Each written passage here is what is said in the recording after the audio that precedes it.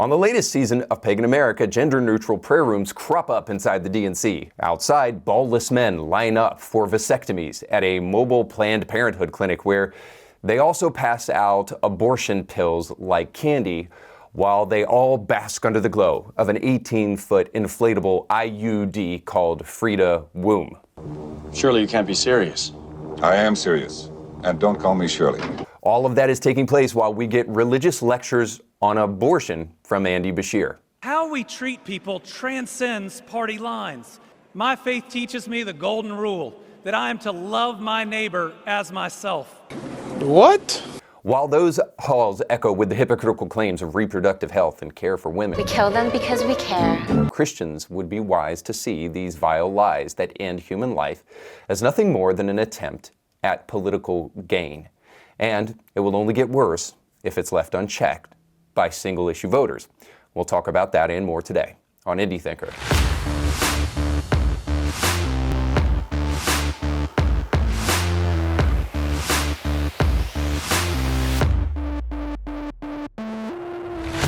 Welcome to the show. My name is Reed Huberman. Don't forget to like, share, and subscribe. Today's show is sponsored by our friends over at CMG Home Loans. If you're looking to refinance or to purchase a new home, you need to check out our friends over at CMG. Now, Beth Eubanks is not only a fantastic gal, but she's also an experienced professional with years and years under her belt, and she can help you get the right program at the right price for you and your family. Besides, if you are smart, you're thinking to yourself, maybe we can't trust the federal government and the bureaucrats to help our financial future get to where it needs to be. And if that's so, well, then you need to check out our friends over at cmghomeloans.com. And when you do so, let them know that Indie Thinker sent you. Now, I've often said on the show that we really only have two options. We can either be pagan or we can be Christian in America. I think it's easy to see that dichotomy on full display outside the DNC as protesters gather outside the convention dressed as abortion pills, as pride flags wave all over the street to celebrate sexual hedonism, and a large idol is erected in honor of infertility. Inside is no better, though, as cries for nuance and accusations that pro-lifers are only pro-birthers filled up the first night of the DNC, where you could hear people like Andy Bashir tell you abortion is somehow linked to being a good Samaritan. J.D. Vance says women should stay in violent marriages and that pregnancies resulting from rape are simply inconvenient. Their policies give rapists more rights than their victims. That's not inconvenient, it's just plain wrong. And a woman grieving a non-viable pregnancy shouldn't be required to carry it to term just to listen to her child die or to hear no sound at all. All women should have the freedom to make their own decisions. Freedom over their own bodies. Freedom about whether to pursue IVF. Freedom about whether to have children at all. How we treat people transcends party lines. It goes right to the heart of who we are. My faith teaches me the golden rule, that I am to love my neighbor as myself. In the parable of the Good Samaritan says we are all each other's neighbors. I bet you didn't know that the best and most biblical way to love your neighbor is to shove needles into their womb and poison their babies. Now, mind you, before you even care if the baby is viable or not, so all of Andy's argument there is totally ridiculous. Everything he said is just another attempt at gaslighting on the issue of abortion. Democrats have been doing it forever. And Democrats know very well that 98% of abortions have nothing to do with non-viable pregnancies, but simply have to do with convenience. So let's clear the air real quick. The three exceptions that Democrats like to talk about so often. Their policies do not mirror those three exceptions because there is no policy that the left or liberals have ever produced that actually, in verbiage or in intent, are there simply to protect people who have children that have been raped or children as a byproduct of incest or just to simply protect the life of the mother. Let's be really clear about this. Every single policy modern Democrats have ever produced on the issue of abortion are not intended to save the lives of mothers or to simply eliminate the lives of innocent babies who had nothing to do with rape. We could have those conversations, and I could tell you that there's never a single reason to abort a baby in order to save the life of a mother, because you could try to save both, and in the process the baby may die, but you never have to willfully abort a baby in order to save the life of a mother. And we could argue about the fact that you shouldn't give the death penalty to an innocent baby simply because of a rape. We could argue all of that, but let's push that to the side for a moment and just notice a glaring fact, that Democrats don't actually have policies that are intended to protect only those situations. They have a blanket policy of abortion, and if Kamala gets in office, all the way up until birth. Now, the second and more pertinent thing to what Andy Bashir just said, which is this, that non-viable pregnancies women need to have the right to abort those babies. Quick fact check for Andy Bashir. If you have a dead baby inside of your body, you don't have to abort it because it's already dead. And if you would argue, well, Andy's just simply saying that it is a tragic thing for a mother to have to give birth to a baby that she knows is not going to survive. Well, how would she know that? No doctor in the land worth the degree on his wall would tell you 100% your baby's going to die because he doesn't know. Of course, every loving mother and father of a child would be less concerned about their feelings and emotions of having to see their child born and then dead than they would the traumatic nature of having to end their baby's life before it even had a chance to come out of the womb and survive. Every parent knows that you would give your baby the very last shot until the very end to survive before you would go through the drastic nature of ending that baby's life. But all of that again can be pushed to the side because we all know the truth. Andy Bashir is lying. He's pulling upon heartstrings. He's using an exception to try to disprove the rule. We all know that, statistically speaking, the vast majority of abortions are not done because the baby is not viable. The vast majority of abortions are done simply because the baby is inconvenient. Maybe it will be a financial toll, or it's just not the right timing or something like that. That's why abortions are done in America, not because of this rare exception. All of this is simple to find out if you care, which is the real problem with people today. They are so easily led astray by the vilest people in history. And this is most egregious when the people being duped are Christians. These lies are so obvious and easy to see that it makes one wonder if a Christian could ever vote for Kamala Harris and truly be a Christian because they are truly deceived or because they are something far worse. Judas. Welcome, Judas. I'll let you answer that question yourself. But as you listen to Billy Graham's granddaughter wag her finger at you because Donald Trump was just not that nice and he says nasty things about women and then totally ignores the fact that Kamala wants to end human life, you tell me what you think about a Christian who could so boldly and blatantly ignore the fact that the Bible says you shouldn't kill, especially innocent human babies. My role began in 2016 when a man bragged about assaulting women. Various leaders of my faith then propped up this man as a poster boy for godly manhood and leadership. This broke my heart as I have watched, quite frankly, for the last 8 years, people who were curious about Jesus and his teachings done a 180 and walked in the other direction from my faith. What you just saw was a Zoom call for Evangelicals for Harris where this kind of disingenuous finger wagging takes place on a regular basis. And in this case, the finger wagging comes at the expense of a non-existent group of people who are leaving the church because Christians had the audacity to vote for Donald Trump. Forgive me if that were even true, which I don't think it is, that I think there's bigger fish to fry. Sure, Trump is not a pillar of Christian virtue.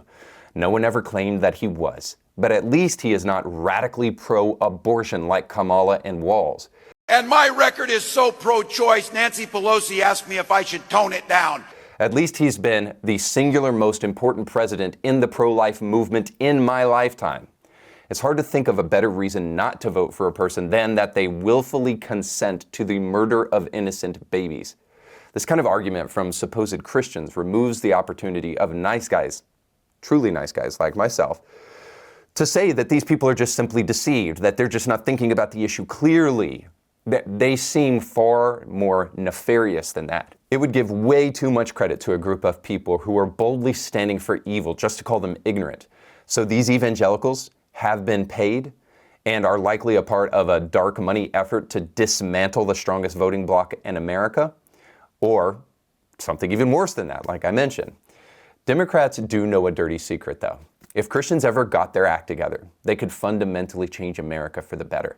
That's why Dems fight hard and pay really, really big, and they've been caught doing this, to persuade naive Christians that being a single-issue voter is bad, shouldn't do it. Only morally benighted people can only single out one issue that matters more than all others.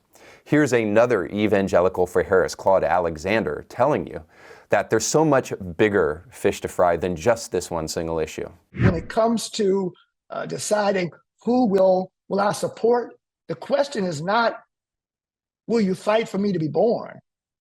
The question is, will you fight for me to live? To deny me adequate neonatal care renders me dead on arrival.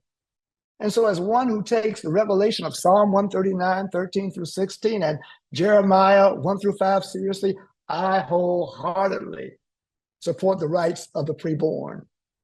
I believe that abortion should be safe, legal, and rare in the cases of rape, incest, and in threat to the life of the mother. But that is not the whole of pro-life. To stop there would be pro-birth. I'm so sick and tired of this you're only pro-birth argument. You don't really care about life, or else you would desire for the government to give people everything so that we could then be dependent on the government.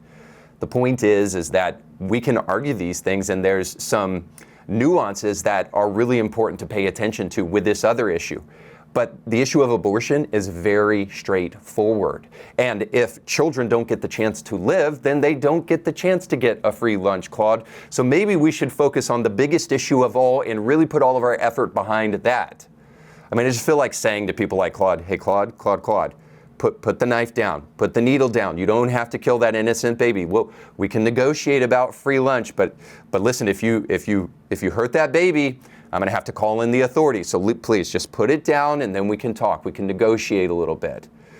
Point being is that if Claude was really being honest about this matter, he wouldn't resort to these kind of ideological and dishonest tactics. He would be willing to consent to the fact that all human life from its earliest stage is innocent and deserves to be protected. Now, this kind of argumentation from people like Claude is really odd. It's expected from atheists like Bill Maher, but at least he's very honest about what he's after at the end of the day. Oh, you know what? They just hate women. People who aren't pro-life, pro-choice, they don't hate women. They just made that up. They think it's murder, and it kind of is. I'm just okay with that. Points for honesty, Bill, but all points taken away for murder because it's kind of a big deal. But he is being honest here. You won't get that kind of clarity and honesty from other atheists like Matt Dillahunty, who oddly echoes the Evangelicals for Harris in their shame-based reasoning on this single issue. You don't live in a world where the overwhelming majority of people believe in unicorns and are trying to legislate what other people can do based on what they think unicorns want. Now, I've talked a lot about the myth of neutrality on this show. We all have a tradition, we all have a worldview, and it impacts the way in which we see everything. This is true of all of us. Impartiality largely doesn't exist. But I've discussed even more the sophistry of atheists like Matt, because it is so prevalent among atheists, but even this is special for Matt. So Matt wants you to believe that his atheism doesn't influence his views at all. It's just you pesky believers with your little Bibles in your hand trying to go around saving babies. Sure, Matt. Let's oddly forget the fact that you cannot argue any rational basis for the intrinsic value of human life without borrowing from Christianity. And then as a result of that, you're a radical abortionist without regard to human life. Of course he is, because he doesn't have a rational position on the issue. He has a dogmatic one based upon his worldview. So welcome to the club, Matt. You have a religious tradition too. You're just like all of us, and now you can drop the superiority routine. Atheists, just like Christians, allow their beliefs to influence their ideas. It's just that when you really dig underneath the superficiality of most atheists, you find that their beliefs are incredibly ridiculous. For proof of this kind of idiot superstition among atheists, I give you the atheist creation myth. It could be that at some earlier time, somewhere in the universe, a civilization evolved by probably some kind of Darwinian means to a very, very high level of technology and designed a form of life that they seeded onto perhaps this planet. Okay, so I'll take a moment to poke holes in the ideas of atheists at any opportunity, but the real point here at the end of the day is that we've taken a dark turn in Christian history when Matt Dillahunty sounds like any self-proclaimed evangelical that wants to wag their finger at you for trying to use policies and politics to protect innocent life. We've internalized our own oppression, if this is a problem, as the leftists say. Which is why I want to share the morally benighted video that Phil Vischer, the creator of VeggieTales, produced about 3 years ago on the issue of being a single issue voter, because it strikes at the heart of the problem. And I find many Christians actually fall for the veneer of these morally benighted arguments. So check at least this first one out about why Republicans shouldn't vote for a Republican candidate, because Republicans don't often do anything on the issue of abortion. So for decades, the Republican-dominated Supreme Court has only reaffirmed rather than reversed Roe v. Wade. And if Chief Justice Roberts says the court should abide by its previous rulings, it's looking less and less likely that the court will ever overturn Roe, no matter how many conservatives are on it. That's why David French, a civil liberties lawyer and strong pro-life conservative, says this: for almost 3 decades, the Supreme Court lesson has been clear. Put not your trust in judges to rescue America from the moral stain of abortion. So what Sky just said there was actually mostly true. Republicans are squishes on almost every single issue, not just on the issue of abortion. But Democrats, on the other hand, they are dogmatically pro-abortion. They will gladly stack up a pile of baby corpses in their wake in order to get in office. But Republicans very often disappoint when they get in office. But that isn't true of one individual, and that's probably why they wanted to do this video. They did it before Trump really was able to be responsible for the overturning of Roe v. Wade. But in the aftermath of this, we see that Sky and other supposedly Christian conservatives like him, like David French, were totally wrong. Donald Trump is responsible for saving the lives of tens of thousands of babies, because when he got in office, he actually made good on his promises and put 2 conservative justices on the Supreme Court, on top of the other conservative justices that were already in the Supreme Court, and Roe was overturned. And we hear things like from Forbes that by November, so Roe was overturned in June, and by November, over 30,000 babies were saved as a result of the overturning of Roe. And now estimates range up to 90,000 babies have been saved as a result of Donald Trump's presidency. So maybe this is why the argument is really coming this way. They just hate Donald Trump, and they were willing to argue whatever dishonest thing they possibly could until Trump proved them wrong in 2022. So with the need so great and content like this so lukewarm, it leaves you wondering how Christians can ever compromise on this issue. The answer is twofold. They can't. These people are nothing more than wolves in sheep's clothing. They're pawns of Satan used to deceive Christians, but aren't real Christians. So they're Christians in name only. And then number 2, Christians don't think for themselves largely, and they are honestly led astray by the morally benighted arguments of some of these wolves. So I'm thinking, the pro-birth argument and the fact that they call it women's reproductive health and a choice rather than what it actually is. People actually fall for this stuff. But it wouldn't take much to undermine that nonsense. Watch a podcast, study the topic for yourself, go to a pregnancy resource center and ask them about this subject. And all of a sudden, Christians would slowly but surely start to have their heart warmed on this issue. But Christians don't often do that. They plug into the matrix and they forget about the fact that it's up to them to save innocent babies. Democrats know this, and they prey upon that ignorance. You can say what you want to about Donald Trump, and you can say what you want to about conservatives, but they are not interested in preying upon the ignorance of people for political gain at the expense of the lives of babies. So in summation, with the radical bent of the DNC and the co-opting of Christian circles, there's one thing we can deduce from all of this. The Democrats think abortion is a winning issue for them. At the DNC, the first night, they were sold out to this message over and over and over again, and you'll hear it throughout the convention. They're sold out to this message because they think they can win future elections with it. But that's good news for us. They're showing their hand. The lust for power of Democrats can be used against them. Because power is the only language they speak, if we can prove to them that this actually isn't an electoral winning issue for them, by slaughtering them in the polls, maybe we can make a difference. If Christian conservatives can get enough backbone to send that message loud and clear to Democrats, we can join together and stand behind the single issue of life. Democrats will get that message loud and clear, and then oddly, slowly but surely, you'll start to hear the Orwellian sloganing of the left with fetuses and reproductive health slowly diminish, and they'll get back to talking about entitlement programs maybe, rather than rallying behind the death of children. They'll slowly return to a normalcy, and this abortion issue can go to the dustbin of history. And that happens only when Christians stand behind the merit and the truth of life. If we can get every self-proclaimed Christian in America to actually stand up for biblical views on these political issues, we can end atrocity. Even if we did nothing else. And of course, I would argue that we should. If we didn't do the free lunches, if we did nothing else but kept babies from being dismembered in the womb, well then Christians can hold their head high in heaven right before you bow down at the feet of Jesus and then cast your crown at his feet, of course. But listen, I would live all my days to stand for this issue. I would die for this issue. I would lose every single election from here until kingdom come, standing for this one issue, because if we don't have this simple freedom intact for the unborn, then we don't have a nation. Moderating on abortion is a recipe for a continual slither down the path of Satan until the eventual destruction of our nation. Make no mistake, we still have a nation, not because God is weak, but only because he is patient on this issue. But if the Bible is any indication of his nature, and it is, by the way, he won't be patient with America's cardinal sin forever. God isn't, nor am I, really that interested in the longevity of a country that stands triumphantly on the corpses of 60 million babies.